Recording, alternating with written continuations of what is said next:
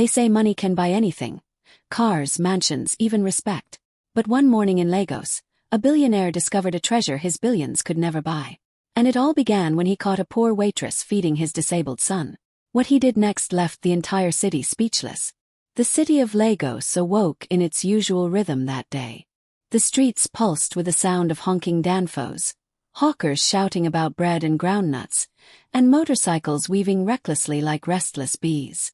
Yet within the walls of the luxurious Grand Horizon Hotel, the noise of the outside world was muffled by marble floors, glass chandeliers, and air-conditioned silence. Chief Adewale Balogun, one of the wealthiest businessmen in Africa, sat at his private dining table. His suit was crisp, his wristwatch glittered with diamonds, and his reputation for being both ruthless in business and generous in charity was legendary. To the world, he was a man who had conquered life. But what no one knew was that Chief Adewale carried a wound that neither money nor power could heal. His only son, Daniel, had been born with a rare condition. The boy, now 9 years old, could not walk, nor feed himself without assistance. His limbs were frail, his speech was slow, and his eyes carried a sadness far beyond his years. Adewale loved Daniel more than life itself, but he rarely showed it. He buried his emotions under meetings, investments, and the endless chase for profit. He thought money was the only solution, so he hired the best doctors in London, brought in specialists from Dubai, and even paid priests to pray over his son. Yet nothing changed. That morning, Adewale was scheduled for a high-profile meeting with foreign investors. But something unexpected drew him away from the polished conference halls. Daniel's nanny had taken him for breakfast in the hotel's public dining hall, a rare thing, since the boy was usually kept in private. But the nanny, distracted by her phone and chatter with another staff member, left the boy sitting alone at a corner table with untouched food in front of him. Daniel's small hands trembled as he tried to lift the spoon. Porridge spilled on the tablecloth, and his eyes filled with tears. The busy waiters passed him by, too rushed or too indifferent to notice. It was then that Amina appeared. Amina was a young waitress, barely 21, with skin the color of roasted cocoa and eyes that spoke of both hardship and kindness.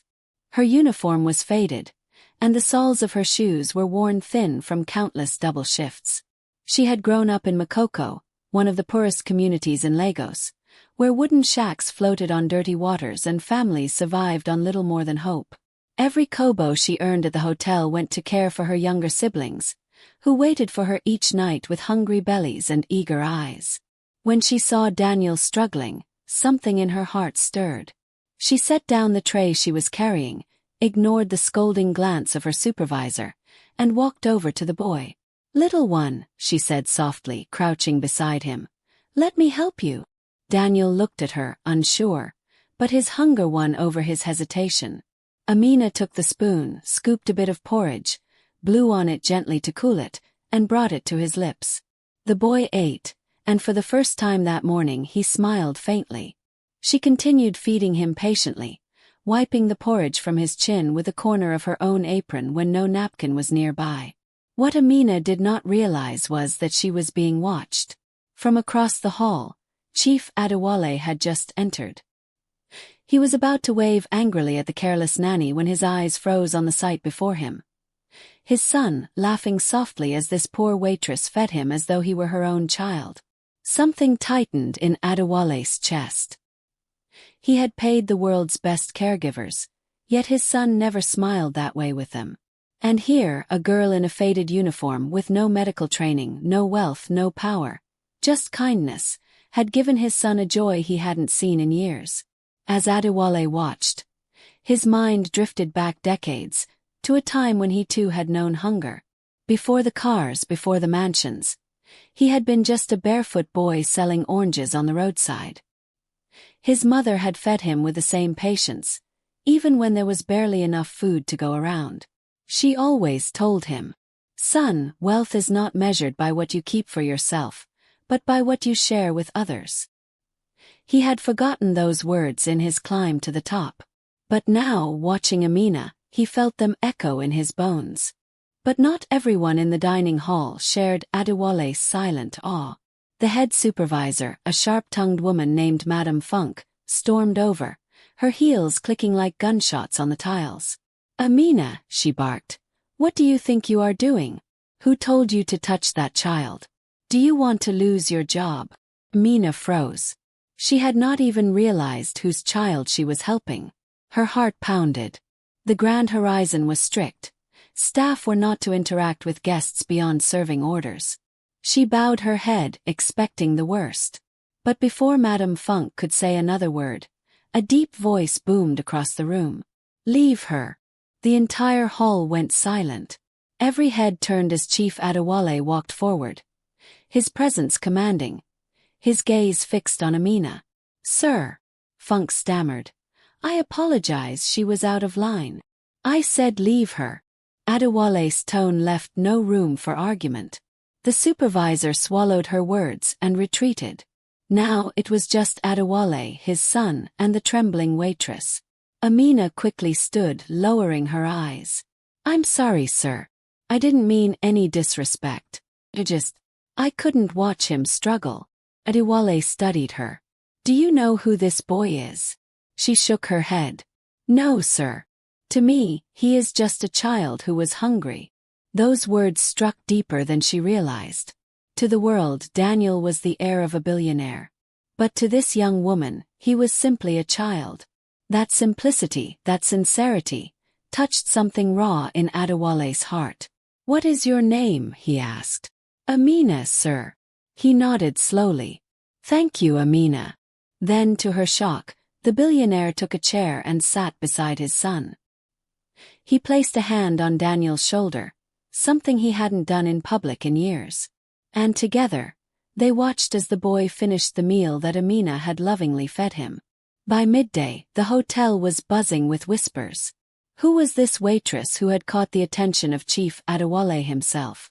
Some said she was foolish, others said she was blessed. But Amina did not dwell on the gossip. She returned to her duties quietly, though her heart still pounded from the strange encounter. What she did not know was that this small act of kindness had set in motion events that would change her life, and Adewale's, forever. That night Adewale could not sleep. He sat by his son's bedside, listening to Daniel breathe softly in his slumber. The image of Amina feeding him replayed in his mind again and again. He wondered, why had it touched him so deeply? Was it guilt for not being present enough as a father? Was it admiration for her selflessness? Or was it something larger, a reminder from fate that all his wealth meant nothing if he forgot the value of humanity? He thought of Amina's worn shoes, the humility in her voice, the way she smiled at his son without even knowing who he was. It was the kind of love that could not be bought. And for the first time in years, Adewale prayed. Not for profits, not for contracts, not even for miracles of healing. He prayed for guidance. The next morning, Adewale arrived at the hotel's dining hall earlier than usual. He wanted to see if it had all been a dream, if perhaps Amina had been just a fleeting shadow. But she was there, moving quickly between tables, balancing trays, her face lit with quiet determination. When she saw him enter, her eyes widened. She bowed her head respectfully and continued her work, not daring to approach. But Adewale called out, "Amina!" The room froze again. Staff members held their breath as the billionaire addressed a waitress directly. Amina stepped forward cautiously. "Yes, sir." He looked at her, then at his son. "Would you join us for breakfast?" Her heart skipped a beat. She glanced nervously at Madame Funk, who looked as though she might faint, but Adewale's nod made it clear. This was no request. It was an order. And so, for the first time in her life, Amina sat at the table of a billionaire, beside the child she had fed in kindness, unaware that her life was about to take a turn no one in Lagos could have predicted. Amina's hands trembled as she sat at the billionaire's table. She had never eaten in the hotel's dining area as a guest. The marble table gleamed, silver cutlery shone like polished mirrors, and the scent of freshly baked bread filled the air. Chief Adewale sat opposite her. his powerful frame seeming almost out of place in such a humble setting. Beside him sat Daniel, smiling shyly at Amina. "Eat," Adewale said simply. "But sir," Amina began, glancing nervously at her supervisor glaring from the corner. "I said eat." His voice was gentle, but it carried the authority of a man who was never questioned. Amina picked up a piece of bread, her hands still shaking. She ate slowly, her heart pounding. Daniel giggled at her nervousness and pushed his own plate toward her, as if offering to share. Adewale noticed the gesture and, for the first time in years, felt tears sting his eyes. He quickly cleared his throat and turned to Amina. "Tell me about yourself." Amina hesitated, then spoke. She told him of Makoko, the floating slum where she lived with her 2 younger brothers. Their parents had died in a boat accident, leaving her the sole provider. She worked double shifts at the hotel to pay for her brother's school fees, often skipping meals so they could eat. She dreamed of one day saving enough to move her family out of the slum and into a real home, but each month, the dream slipped further away. She spoke quietly without self-pity, as though her struggles were simply facts of life. Adewale listened in silence. Her story pierced through the layers of luxury he was accustomed to.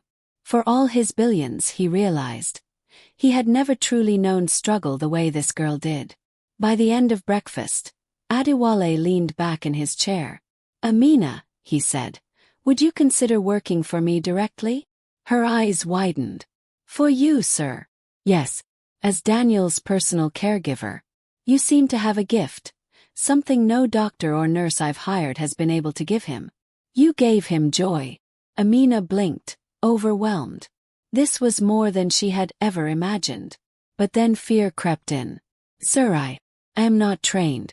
I only know how to serve food. I don't want to fail you." Adewale smiled faintly, the kind of smile few people ever saw on his face. "Training can be given. But kindness, Amina, kindness cannot be taught. And that is what my son needs most." The hall gasped. Staff exchanged stunned looks. Madame Funk nearly dropped a tray. A billionaire offering a waitress such an opportunity. It was unheard of. Amina lowered her head. "If it means I can take care of my brothers and still serve your son, then yes, sir. I accept." Within days, the story spread like wildfire across Lagos. "Have you heard? Chief Adewale hired a waitress to care for his son." Taxi drivers discussed it at bus stops, market women whispered it while selling peppers, and hotel staff gossiped endlessly. Some said Amina was lucky, blessed by God. Others accused her of being cunning, using pity to climb into wealth. But Amina ignored the noise. Every day, she reported to Adewale's mansion, where marble pillars stood like silent guards and the scent of imported flowers filled the air. For Daniel, life became brighter. Amina played games with him, sang him Yoruba folk songs, and told him stories of Makoko, making him laugh until tears rolled down his cheeks. She didn't treat him like a fragile heir, she treated him like a boy. And slowly, something extraordinary began to happen. Daniel grew stronger. His speech became clearer, his laughter more frequent, his appetite fuller. Doctors were baffled, but Adewale knew. It wasn't medicine. It was love. But where blessings grow, envy follows. One evening, as Amina was leaving the mansion, a sleek black car pulled up beside her. Inside was none other than Madame Funk, the hotel supervisor she had once feared. "You think you are special now?" Funk sneered. "Do not be fooled. Men like Chief Adewale do not lift people like you unless they want something in return. He will use you, and when he is done, he will throw you away. Go back to your slum before it is too late." Amina's chest tightened, but she stood her ground. "Madam, I did not ask for this opportunity. I only helped a hungry child. If it is God's will that I am here, no human can take it away." She walked away, her steps firm, though her heart trembled. Weeks passed. Amina's presence not only transformed Daniel but also touched Adewale himself. He began spending more time at home, sitting with his son, even listening to Amina's stories about life in the slums. For the first time, he tasted akara from Makoko, crispy bean cakes she brought for him to try. He laughed when the oil stained his expensive agbada. "You know," Amina said one evening, "wealth is not about how much you own. In Makoko, a man with 2 fish will share one with his neighbor. That is wealth too." Those words echoed his late mother's wisdom. Adewale felt humbled. His heart, hardened by years of business battles, began to soften. Then came the day that shocked everyone. Adewale gathered his household, his business partners, and even the media. Cameras flashed as the billionaire stood tall before a crowd at his mansion. At his side were Daniel and Amina, the poor waitress turned caregiver. "Today," Adewale began, his deep voice steady, "I want to share something that money cannot buy. I have spent years chasing wealth, but I forgot the simple truth, that humanity is greater than riches. This girl, Amina, reminded me of that." The crowd murmured. "She came from nothing. Yet she gave my son what billions could not: joy, dignity, and love. For that, I owe her more than words." He turned to Amina, who stood frozen, her hands shaking. "And so, I have decided. Amina will no longer struggle for her family's future. As of today, I am granting her a full scholarship for her brothers, a new home for her family, and a position in my household as not just a caregiver, but as part of my family." The audience gasped. Reporters scribbled furiously. Amina's knees nearly gave way. Tears streamed down her face as she whispered, "Sir, why me?" "Because," Adewale said, his voice breaking, "you fed my son when no one else would. You showed me the meaning of true wealth. And that is priceless." The story spread beyond Lagos, across Nigeria, and into the world. Newspapers called it the waitress who taught a billionaire humanity. Social media hailed Amina as a symbol of hope. But for Amina, the greatest reward was simpler. Her brothers no longer went to bed hungry. Daniel called her Sister Amina, with a smile brighter than gold. And Adewale, once a lonely billionaire, found himself surrounded not by wealth alone, but by a family bound by love. Moral of the tale: in the end, this African story carried a timeless lesson. Money can build mansions, but it cannot build hearts. Power can command respect, but it cannot command love. And sometimes the smallest act of kindness, a spoonful of porridge offered by a poor waitress, can change the course of lives forever.